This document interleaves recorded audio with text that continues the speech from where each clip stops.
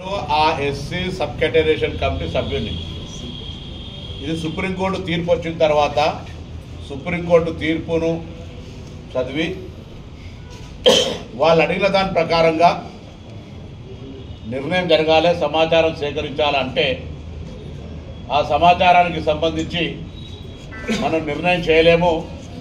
కాబట్టి ఆ సమాచార సేకరణకు సంబంధించి ఒక జ్యుడిషియల్ కమిటీ సింగిల్ మెంబర్ ఉంటే బాగుంటుందని ఆశించడం. షమీమ్ అఖ్తర్ రిటైర్డ్ జడ్జి, ఒక శాంటిటీ ఉన్నటువంటి వ్యక్తి కాబట్టి ప్రభుత్వం వారి అంగీకారంతో వారు నియమించింది.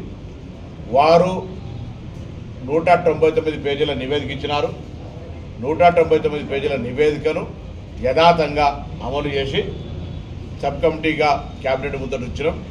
అందులో 59 కులాలకు సంబంధించిన జస్టిఫికేషన్ రాసిండు పేరా వైజ్గా. దాని ప్రకారంగా మేము ఏకసభ్య కమిషన్ ఏ జడ్జి రిటైర్డ్ జడ్జి ఇచ్చిండో దాని లోపల ప్రభుత్వంగా మేము ఎక్కడ జోక్యం చేసుకోవాలి, ఎవరికి అన్యాయంగా కానీ ఎవరికి వ్యతిరేకంగా కానీ మార్పులు చేర్పులు మేము పార్టిసిపేట్ చేయాలి. రిప్రజెంటేషన్ డిస్కషన్ అనేటువంటిది ఒక ఫోరం. వెల్కమ్. ఎవరికి ఏమైనా అప్రహెన్షన్స్ ఉంటే మేము సబ్ కమిటీగా కానీ ప్రభుత్వ పరంగా ముఖ్యమంత్రి గారు కానీ వాళ్ళకు ఉన్నటువంటి అనుమానాలను నివృత్తి చేయడానికి మేము సిద్ధంగా ఉన్నాం. ఇందులో ఎటువంటి ప్రభుత్వానికి హిడెన్ ఎజెండా లేదు. ఏకసభ్య కమిషన్ ఇచ్చిన దాని ప్రకారంగానే ముందుకు పోవడం జరిగింది. వచ్చింది 56% చేయలేదు.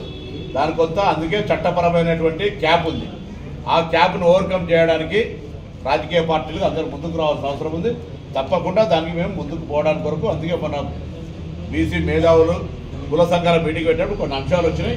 వాటన్నింటినీ గౌరవ ముఖ్యమంత్రి గారితో మాట్లాడిన తర్వాత తదుపరి నిర్ణయాన్ని ప్రకటించే కార్యక్రమం తీసుకుంటాం.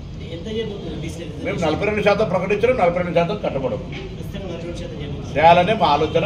దానికి సంబంధించిన అవరోధాలంతే అధిగమించడానికి అందరూ సహకారం అడుగుతాం. Right, definitely. గారు ఏ నినాదం ఉంటే ఆ నినాదం, కొన్ని రోజులు బతుకమ్మ నినాదం, కొన్ని రోజులు ఢిల్లీ లిక్కర్ నినాదం, కొన్ని రోజులు మళ్ళీ ఇప్పుడు బీసీ నినాదం, మొన్న గతంలో కొద్ది రోజులు ఇంకో నినాదం. దయచేసి ఇటువంటి వద్దు. జాగృతి అప్పుడప్పుడు యాదికి వచ్చినప్పుడు జాగృతి ఇవన్నీ వద్దు. నిజంగా చిత్తశుద్ధి ఉంటే ఫస్ట్ మీ బ్రదర్కు, మీ బావగారికి, మీ తండ్రి గారికి ఈ సమాచారాన్ని నింపు పంపమని చెప్పండి. మీరు కూడా ఏదైనా లిఖితపూర్వకంగా ఏదైనా సలహా సూచనలు చెప్తే తీసుకుంటాం. ఉద్యమించే కంటే ముందు మనం గతం నుంచి కూడా ఒక నానుడి ఉంది, సామధాన భేద దండ. నువ్వు ఒకటే దండ కాడిపోతున్నావు, ముందు సామరస్యంగా మాకు చెప్పండి. చేయనప్పుడు జరుగుతుంది అనేటువంటి తేడా వివరించే ప్రయత్నం చేయండి.